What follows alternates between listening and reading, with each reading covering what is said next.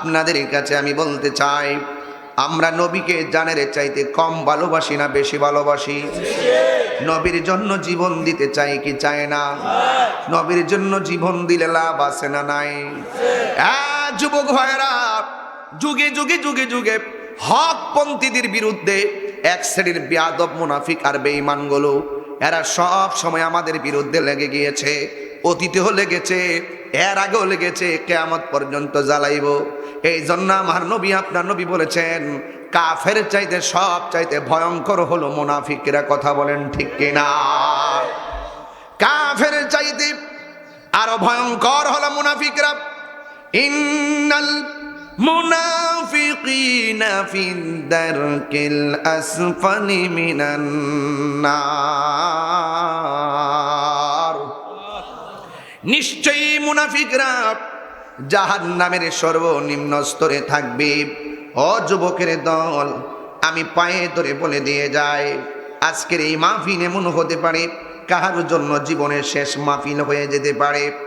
এই জন্য যুবক ভাইয়েরা আমার, আল্লাহ রাব্বুল আলামিন কোরআনুল কারীমের মধ্যে বলে দিয়েছেন, ইয়া আইয়ুহান নাবিয়্যু জাহিদিল কুফফারা ওয়াল মুনাফিকিনা ওয়াগলুজ আলাইহিম ওয়া মাওয়াহুম জাহান্নাম ওয়া বিইসাল মাসীর।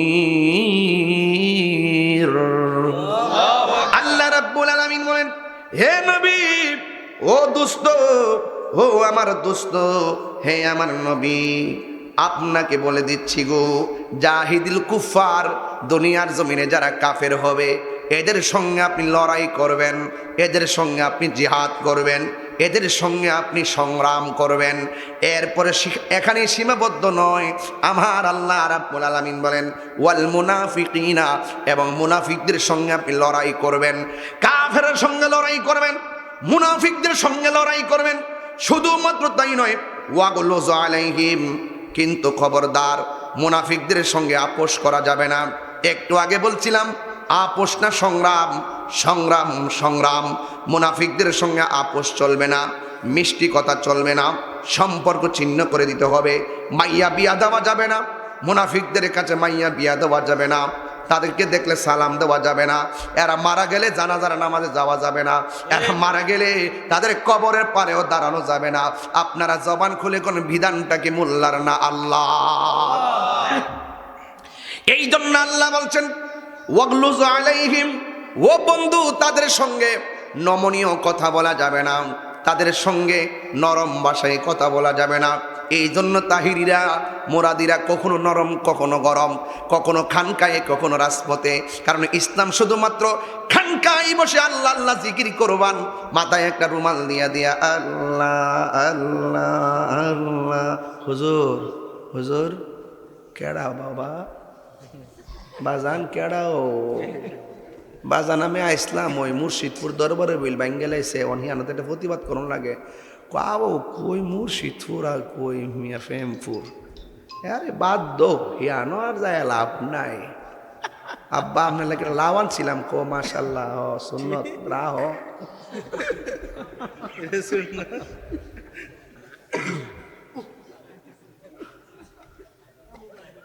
গরুটা দিলে ও কি দরকার ছিল?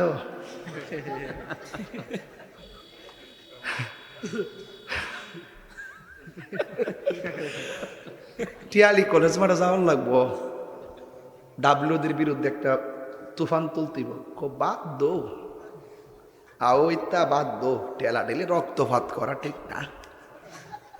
আর যদি আপনি কোন বাজান একটু মধু আনছিলাম, ও গাছের মধু, কি দরকার আমার ডায়াবেটিস, আচ্ছা আনছো যখন তো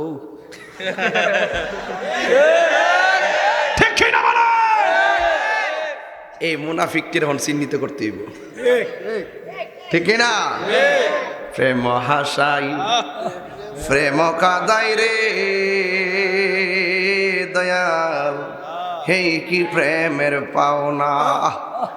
আরে তাহিরি প্রেম করিয়া কলঙ্ক ঘোষণা, প্রেম করিয়া প্রেমিক মরে রে আমার, অলি আহমদ মরে না, ঠিক কিনা রে বাবা?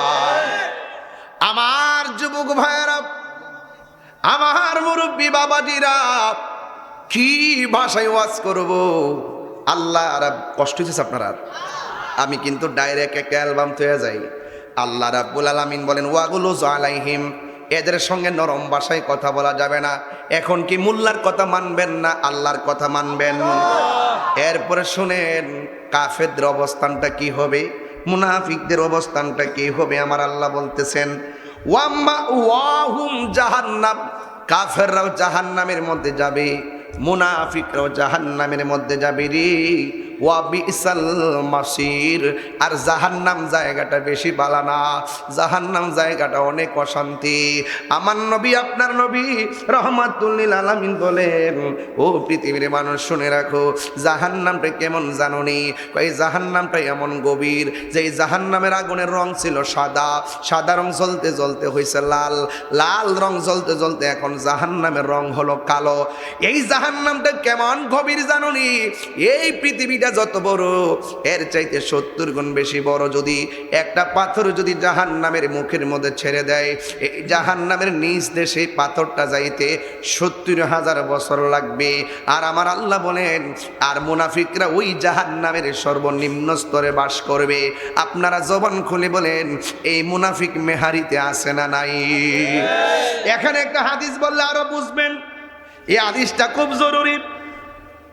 আন আবি হুরায়রা রাদিয়াল্লাহু তাআলা আনহু আন্না রাসূলুল্লাহি সাল্লাল্লাহু আলাইহি ওয়াসাল্লাম ক্বাল, আমার নবী, আপনার নবী বলেন, আয়াতুল মুনাফিকি সালাসুন, মুনাফিক চিনার আলামত হলো 3টি।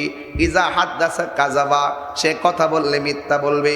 ওয়া ইজা ওয়াদা আখলাফা, সে ওয়াদা করলে খেলাপ করবে।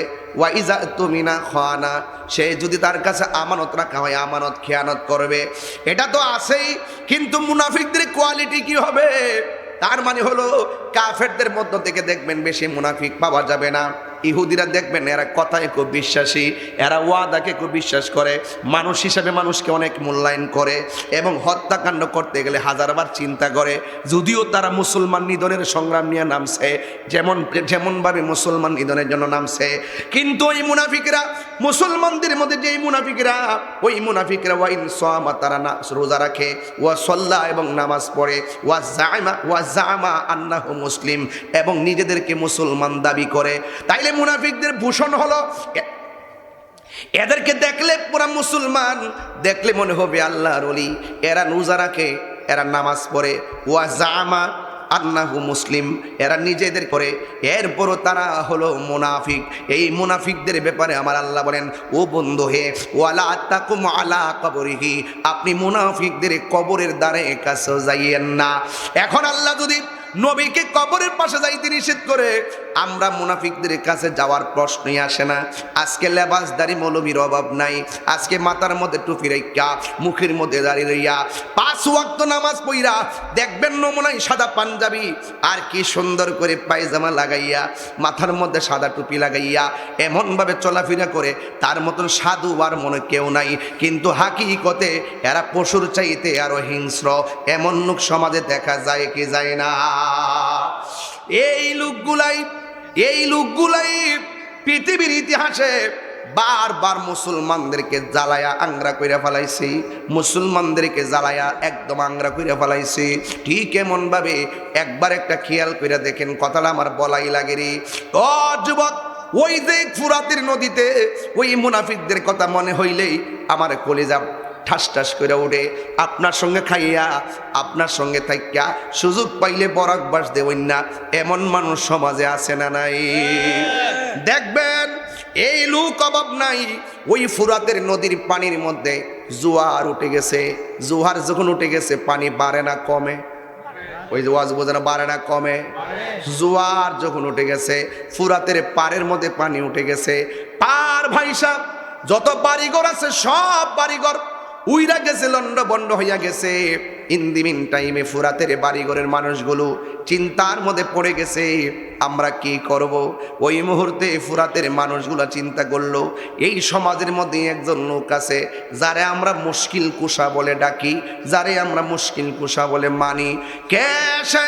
কয় সে হলো পাকি বান্দাদের সদস্য, আহলে বায়তের সদস্য, যার নাম হলো হযরতে মওলা আলী রাদিয়াল্লাহু তাআলা আনহুর কাছে দৌড় দিলেন, যাইয়া ডাক দিয়া বলে, হে মওলা আলী মুশকিল কুশা, আপনি তো পাকি বান্দাদের সদস্য, আমাদের বন্যার পানির কারণে আমাদের বাড়িঘর সব লন্ডভন্ড হয়ে গেছে, মেহেরবানি করে আপনাকে ওসিলা মানলাম, আল্লাহর কাছে একটু বলেন। আমরা তো ওলি আল্লাহর দরবারে শুধু ওসিলা মানার জন্য যাই, আমরা তো ওলি আল্লাহকে ওসিলা মানার বাইরে কিছু চাই না। কথা গণ ঠিক কিনা বলেন?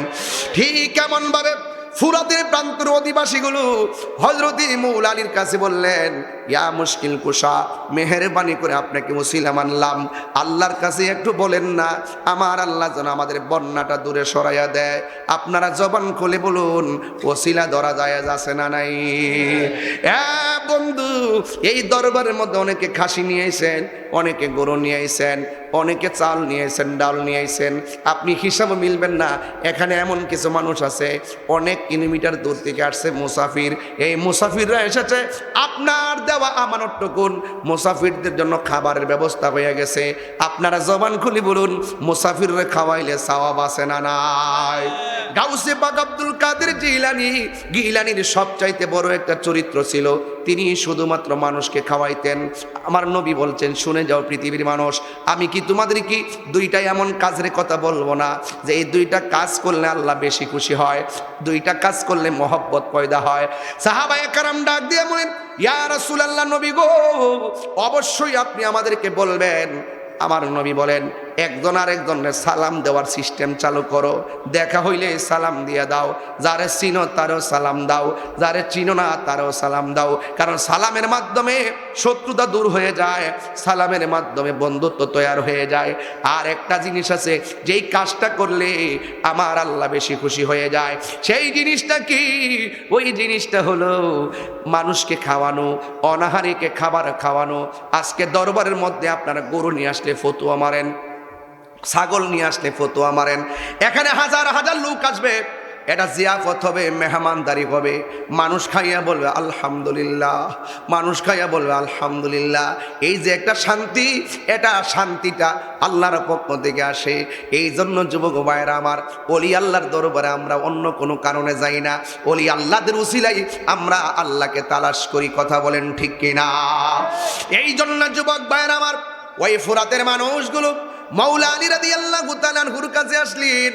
আসার পরে যেই মাত্র বললেন, মায়ার মওলা আলী, দয়ার মওলা আলী, মুশকিল কুশা মওলা আলী, তিনি রাজি হইয়া গেছেন। হাতের মধ্যে লাঠি মুবারকটা নিলেন, গায়ের মধ্যে পাঞ্জাবিটা লাগালেন। পাঞ্জাবিটা লাগাইয়া যেই মাত্র ঘোড়ার উপরে বসছে, ঠিক ওই মুহূর্তে দুইটা কলিজার টুকরা আসছে, দুইটা নূরের টুকরা আসছে। একজনের নাম ইমামে হাসান, আরেকজনের নাম ইমামে হুসাইন। দুইজন আইসা ডাক দিয়া বলে, বাবা আপনি কোথায় যাইতেছেন? কয়, আমি তো যাইতেছি একটা বিপদে, মানুষের বিপদে পাশে দাঁড়ানো ইবাদত, এই জন্য আমি সেখানে যাইতেছি। ইমাম হুসাইন ডাক দিয়ে, কি বাবা কি হয়েছে? কয়, তাদের বন্যায় বাড়ি ঘর ভেসে গেছে।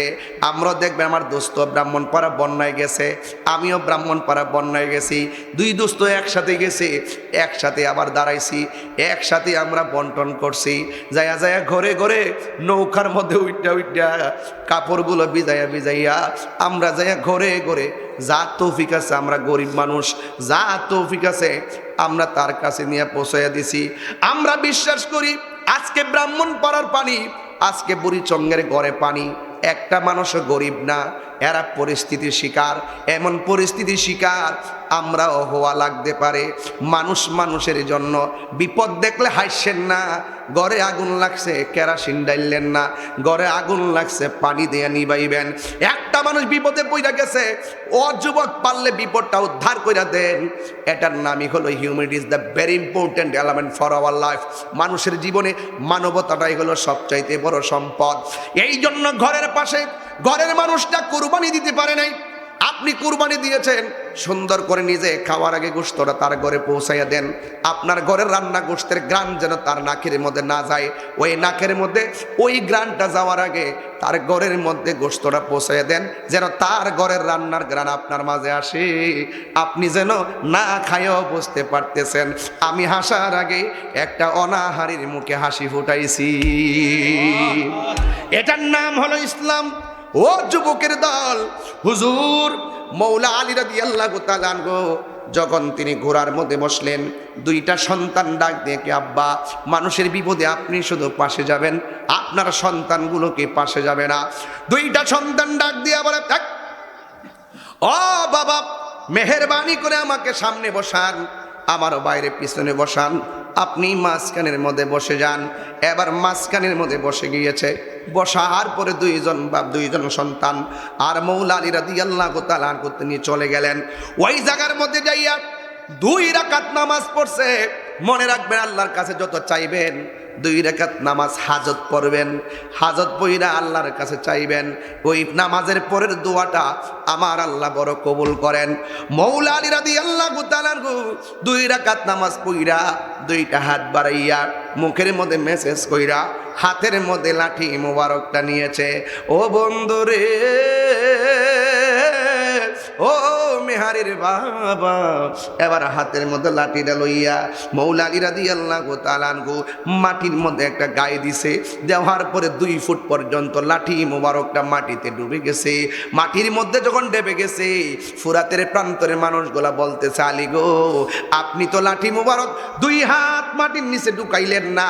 আমরা তাকায় দেখতেছি জোয়ারের 2 ফুট পানির সাথে সাথে কমে গেছে।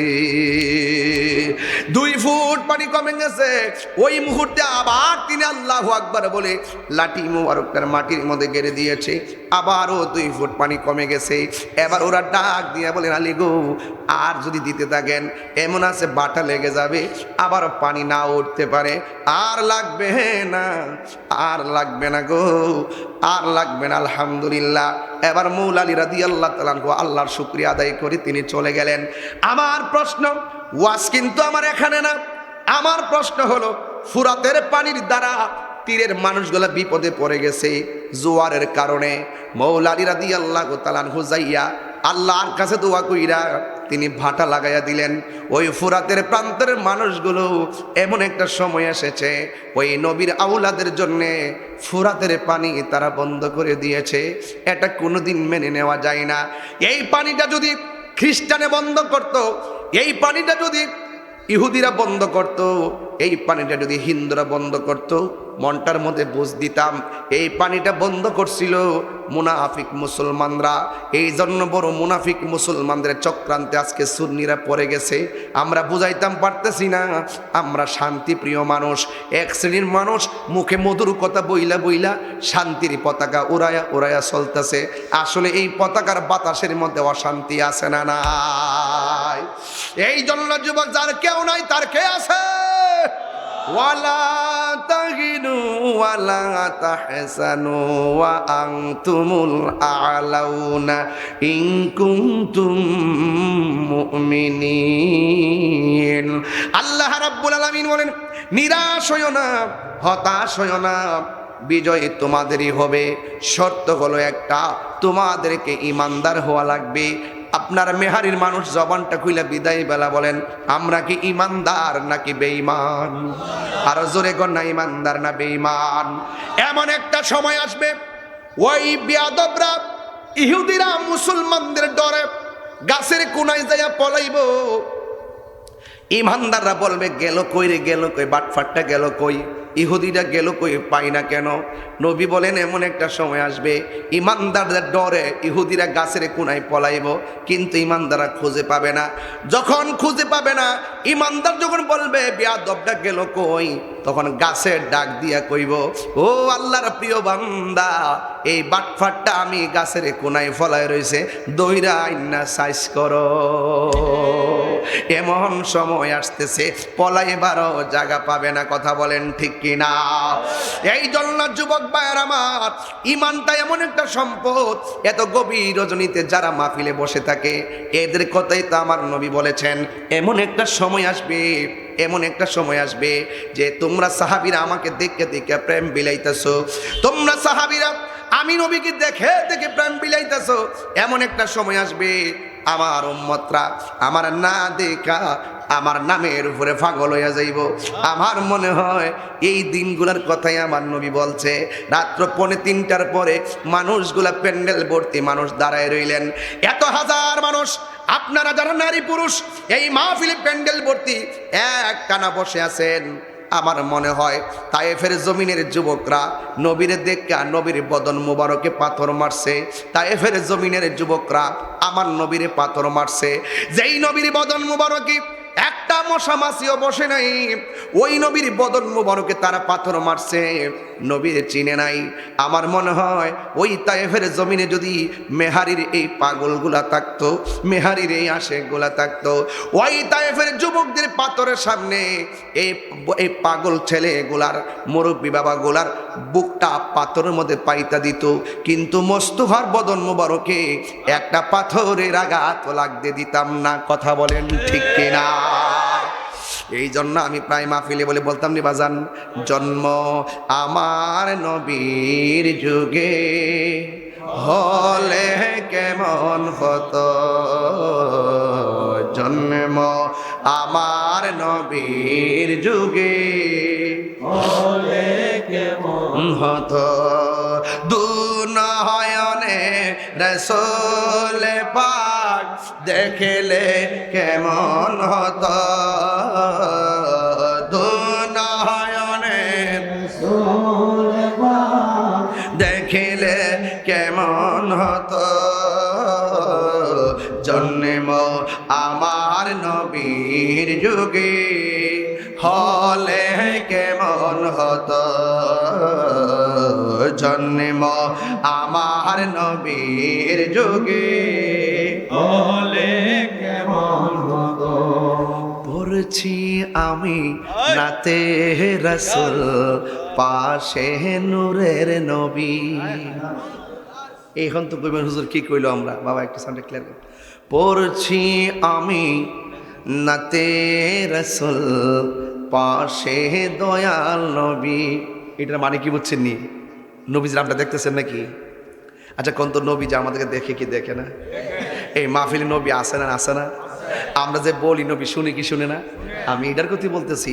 পড়ছি আমি নাতে রাসূল পাশে নূরের নবী, নাতে রাসূল শুনে নবী দিলেন মুচকি হাসি। জোরে জোরে কি আল্লাহু আকবার বলা যাবে না? হায় রে এ আমার মেহারির বাবা, আমার নবী মাহফিলটা দেখার ক্ষমতা আছে না নাই? নবী দিদিকে সেই ক্ষমতা দিয়েছে কে? তোমার চোখ যদি হয় আবু জাহেলের চোখ, তুমি নবীকে দেখবা না। আমাদের চোখ হলো আবু বকরের চশমা। কথা গণ ঠিক কিনা? আমরা নবীরে সচক্ষে না দেখলেও আমাদের বিশ্বাস আছে নবী আমরারে দেখতেছে। কথা বলেন ঠিক কিনা? একটু মহব্বতে জিকির লাগান, আল্লাহ আল্লাহ আল্লাহ আল্লাহ আল্লাহ আল্লাহ আল্লাহ আল্লাহ আল্লাহ আল্লাহ আল্লাহ সেদিকেন বোঝে না গো তোরে আমি কত ভালোবাসি। মাশাআল্লাহ আমার মুর্শিদ কেন বোঝে না গো তোরে আমি কত ভালোবাসি। মাশাআল্লাহ দেখায়া রূপের ঝলক, দেখায়া রূপের ঝলক মন কইরা জয়দাসী তোরে আমি কত ভালোবাসি। বাসি মাশাআল্লাহ বক্স সাউন্ড আমার নাইসা দন বজন গদয়াল নাইসা দন বজন কি দনাসে কি দন দিয়া রাকে তাম তয় মার মন মাশাআল্লাহ তাই তো আমি দিবানিশি তাই তো আমি দিবানিশি তোমার প্রেমের ভিখারি তোরে আমি কত ভালোবাসি মাশাআল্লাহ আমার মুর্শিদ কেন বোঝে না গো তোরে আমি কত ভালোবাসি মারহাবা আল্লাহ একটু বক্সে সাউন্ড দেন আল্লাহ আল্লাহ আল্লাহ আল্লাহ আল্লাহ আল্লাহ আল্লাহ আমি ডাকি তুমি কেন দৌড়াইয়া পালাও গো দয়াল দৌড়াইয়া পালাও তোমার প্রেমে পোরা দেহ সঙ্গে লইয়া যাও মাশাআল্লাহ এই তাহিরির জালাও পুরাও এই তাহিরির জালাও পুরাও রাখিয়া তোমার দার তোরে আমি কত ভালোবাসি মাশাআল্লাহ এই আমার মুর্শিদ কেন বোঝে না গো তোরে আমি কত ভালোবাসি মাশাআল্লাহ আল্লাহ আল্লাহ আল্লাহ আল্লাহ আল্লাহ আল্লাহ আল্লাহ আল্লাহ আল্লাহ আল্লাহ আল্লাহ মুর্শিদ নীল আমার মন কারিয়া মাশাআল্লাহ কেমন করে নীল মন কেমন করে নীল মন প্রেমে ডাক দিয়া মুর্শিদ আমার মুর্শিদ নীল আমার মন কারিয়া মাশাআল্লাহ আল্লাহ আল্লাহ আল্লাহ মুর্শিদ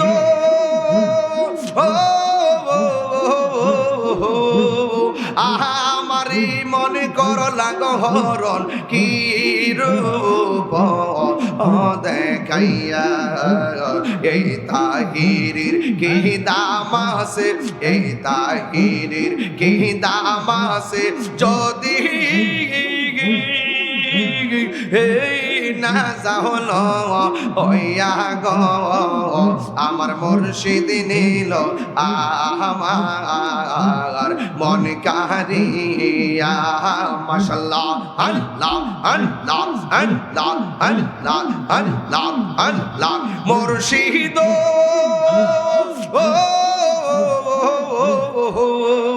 তোমারি প্রেমেতে গো আমার জীবন গে এলো বইয়া এই তাহিরির কি দাম আছে এই তাহিরির কি দাম আছে যদি না যাহলো হইয়া গো আমার মুর্শিদ নীল আমার মন কারিয়া মাশাআল্লাহ আল্লাহ আল্লাহ আল্লাহ তোমার না দেখলে আমার ঘরে রই না অনেক তুই আমার যে বনের মুর্শিদ তো আর জীবন মাশাআল্লাহ আল্লাহ একটু কমাই দেন বক্স সাউন্ড দেন আল্লাহ আল্লাহ আল্লাহ আল্লাহ আল্লাহ আল্লাহ আল্লাহ মোর তোমার না দেখলে আমার করে রই না অনেক তুই আমার যে বনের মুর্শিদ তু আর জীবন মাশাআল্লাহ আল্লাহ ইলাহা ইল্লাল্লাহু মুহাম্মাদুর রাসূলুল্লাহ সাল্লাল্লাহু আলাইহি ওয়াসাল্লাম। সকলে বলে আলহামদুলিল্লাহ, আর আলহামদুলিল্লাহ। আমার মরণের কতদিন বাকি আমি জানিলাম না গো, আমার মরণের কত দিন বাকি, আমার মরণের কত দিন বাকি আমি জানিলাম না গো আল্লাহ, মরণের কত দিন বাকি, আমার মরণের কত দিন বাকি আমি জানিলাম না গো আল্লাহ, মরণের কত দিন বাকি। মারহাবা করেন। আর আজরাইল আসিয়া যখন হস্তে দিবা পারি, আয় হায় আজরাইল আসিয়া যখন হস্তে দিবা দরি, তখন আমার মনা ভাই করবা লুকালুকি আমি জানিলাম না গো আল্লাহ, মরণের কত দিন বাকি, আমার মরণের কত দিন বাকি আমি জানিলাম না গো আল্লাহ, মরণের কত দিন বাকি। আর হায়াত হইল হাতে বাইরে, মত হইল পায়ে, আর হায়াত হইল হাতে বাইরে, মত হইল পায়ে, যে জায়গা যায় মরণ লেখা সেই যায় গাছে মরে আমি জানিলাম না রে, আমার মরণের কত দিন বাকি, আমার মরণের কত দিন বাকি আমি জানিলাম না গো আল্লাহ, কত দিন বাকি, আমার মরণের কত দিন বাকি আমি জানিলাম না গো আল্লাহ, মরণের কত দিন বাকি। আর 40 দিনের আগে বাইরে মৌতের নিশানি, 40 দিনের আগে বাইরে মৌতের নিশানি, জমদো দেতে বাইন্দানি বা চোখে দিয়া আন্দি আমি জানিলাম না রে আল্লাহ, মরণের কত দিন বাকি, আমার মরণের কত দিন বাকি আমি জানিলাম না গো আল্লাহ, মরণের কত দিন বাকি, আমার মরণের কত দিন বাকি আমি জানিলাম না গো আল্লাহ, মরণের কত দিন বাকি। মারহাবা কোন বাবা, কেউ জানেননি মরণের কতদিন বাকি আছে? আরে আল্লামা আশিকি হুজুর আব্বা হুজুর তিনি একজন আল্লাহর ওলি ছিলেন। মারহাবা কোন। উনি একজন আবেদ ছিলেন, আবেদ আবেদ, কম কথা বলতেন, কম আড্ডা মারতেন, উজু সহকারে থাকতেন, পবিত্র অবস্থায় থাকতেন। আমি প্রায় সময় বলতাম আমার আশিকি ভাই ফোন দেখো, ভাই আব্বার শরীরে বেশি ভালো না, আপনি একটু আয়েন না আয়েন না। আমি যে ভাই আমার তো যে মাহফিল, আমি তো মাহফিলের জন্য সময় করতে পারতাছি না।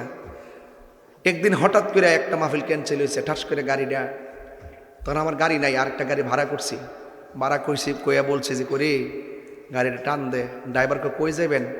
আমি বলি যে মেহারি যাবো একটু, কিনলে গিয়ে আমি আশিকি ভাইয়ের আব্বারে একটু এক নজর দেখি। পরে আমি ওনারে বলি নাই, দৌড়ায় আমি আয়সা পড়ছি রাত্রে, আয়সা বসছি, বৈশা ওনার মাথায় হাত দিছি, এমনি একটু লড়তাছে। পরে আমি একটু নিজে নিজেই একটু কানের কাছে মুখটা নিয়ে তারা কইলাম যে ভাই আপনারা পড়েন, মহিলাদের কইলাম যে কই গো তোমরাও পড়ো। পরে তওবা করাইতেছি, এরপরে মিলাদ পড়ছি, খিয়াম করছি, এরপরে দোয়া করছি। আশিকি ভাই সাক্ষী আছে, দেখেন আমি বলছি ওনারে ভাই আজকে রাত্রটা একটু ওনারে একটু দেখেন। ওই যে একটা কথা কইছিলাম গজল, আর 40 দিনের আগে বাইরে মৌতের নিশানি, 40 দিনের আগে 40 দিনের আগে বাইরে মৌতের নিশানি জমদু দেতে বাইন্দানি বা চোখে দিয়া আন্দি আমি জানিলাম না গো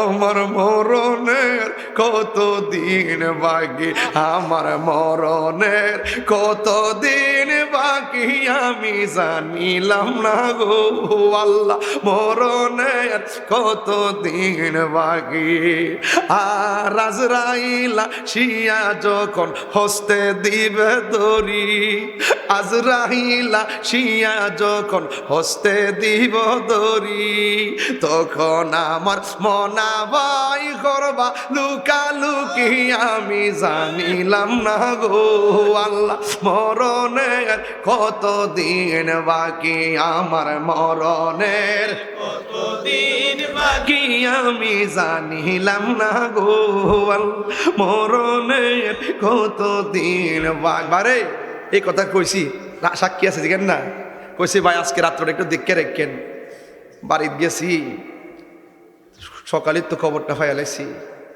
যে ওনার আব্বা দুনিয়া থেকে বিদায় হয়ে গেছে ইন্না লিল্লাহি ওয়া ইন্না ইলাইহি রাজিউন ইন্তেকাল আগে গোসল করায়া একবার উজু টুজু করায়া সুন্দর কইরা একদম বইলা যেন চলে গেছে রে বাবা এ বাবা আজকে চলে যাওয়ার পর রাত 3টার সময় ওনার গান গাইতেছি আমি চোখে দেখছি তো উনি কেমন মানুষ ছিলেন কত আদব ছিল ওনার একটা ওলি আল্লাহ হওয়ার জন্য যে আদবগুলো দরকার যে কর্মগুলো দরকার আমি এই কর্মগুলো আমি ওনার দেখছি আজকে আমি গইরায় কানতাম কিরে ধরেন আমার তো আব্বা নাই আমি জানি বাপটা কি জিনিস কি ছায়া এটা আমি জানি এই ছায়াটা গেলে গা দেখেন না মুখে হাসি নাই সারা জীবন আইলে নাইচ্ছে নাইচ্ছে আমার লোকে জিকিরাজ করি যে বাপে নাই তো মনে অশান্তি বাবা গো বাবা বাবা গো বাবা বাবা তুমি কেমন আছো ছোট মাটির ঘরে তোমার কথারি দয় মাঝে পড়ছে বারে বারে বাবা গো বাবা বাবা গো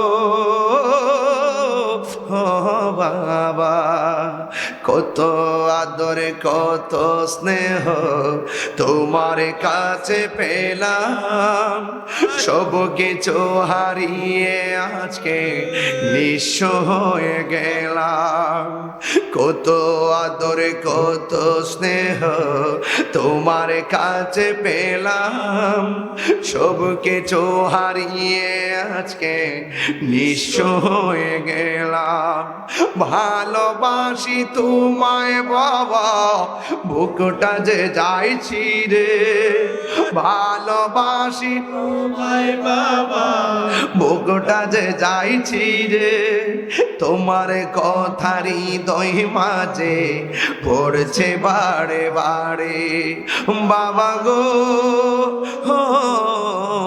বাবা বাবা গো বাবা